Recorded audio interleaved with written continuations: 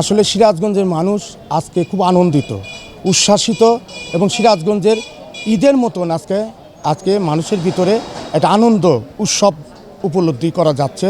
আজকে সিরাজগঞ্জের মানুষ মূল্যায়িত হয়েছে। তাদের যোগ্য নেতৃত্ব ইকবাল হাসান মাহমুদ টুকু ভাই এবং এম এ মহিষ সাহেব, দুইটা মন্ত্রী সিরাজগঞ্জের ইতিহাসে নজিরবিহীন, যে আমাদের দেশনায়ক তারেক রহমান তিনি আমাদের সিরাজগঞ্জকে মূল্যায়ন করেছেন। কারণ মূল্যায়নের মূল কারণটা হলো যোগ্য নেতৃত্বকে তিনি মূল্যায়ন করেছেন। ইকবাল হাসান মাহমুদ টুকু ভাই তিনি যোগ্য এবং সিরাজগঞ্জের মানুষের কাছে তিনি গ্রহণযোগ্য একটি বর্ষিয়ান এবং সিরাজগঞ্জ সবচেয়ে বয়োজ্যেষ্ঠ ব্যক্তিত্ব। সেহেতু আমরা সিরাজগঞ্জবাসী আনন্দিত।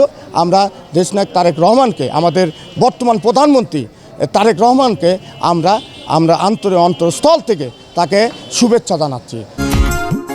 রূপচাঁদা ফর্টিফাইড সয়াবিন তেল মানেই স্বাস্থ্যকর প্রতিটি ফোঁটা। বিভিন্ন জায়গায় ব্যক্তি উদ্যোগে মিষ্টি খাচ্ছেন, তারা একে অপরকে অভিনন্দন জানাচ্ছেন।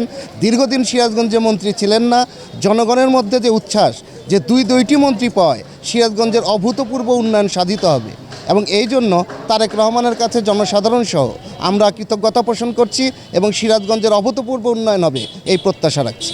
সিরাজগঞ্জের অভূতপূর্ণ উন্নয়ন হবে, সিরাজগঞ্জবাসী এটা আশা করে। সেই সাথে সিরাজগঞ্জ জেলা বিএনপি এবং তার সকল অঙ্গ সংগঠনের নেতাকর্মী এতে আনন্দিত। সবার প্রত্যাশা সুন্দর একটি সিরাজগঞ্জ শহর গড়ার। সিরাজগঞ্জের জনগণের চাওয়া যেটা মন্ত্রীদের কাছে, সেটা হলো এই সিরাজগঞ্জ একটি ব্যবসায়িক বান্ধব সিরাজগঞ্জ হবে, শিক্ষা বান্ধব সিরাজগঞ্জ হবে এবং মসজিদ মাদ্রাসার রাস্তাঘাটের উন্নয়ন হবে, আইন শৃঙ্খলার উন্নয়ন হবে, বিশেষ করে চাঁদাবাজ মুক্ত সিরাজগঞ্জ হবে, সন্ত্রাস মুক্ত সিরাজগঞ্জ হবে, দুর্নীতিমুক্ত সিরাজগঞ্জ হবে। মানুষ নির্বিঘ্নে নিশ্চিন্তে ঘর থেকে বের হতে পারবে এবং রাত্রি 12টার সময়ও যদি মানুষ চলাফেরা করে সেখানে তাদের নিরাপত্তার ব্যবস্থা থাকবে। এই ধরনের নিশ্চয়তা সিরাজগঞ্জের জনগণ মন্ত্রীদের কাছে আশা করছে।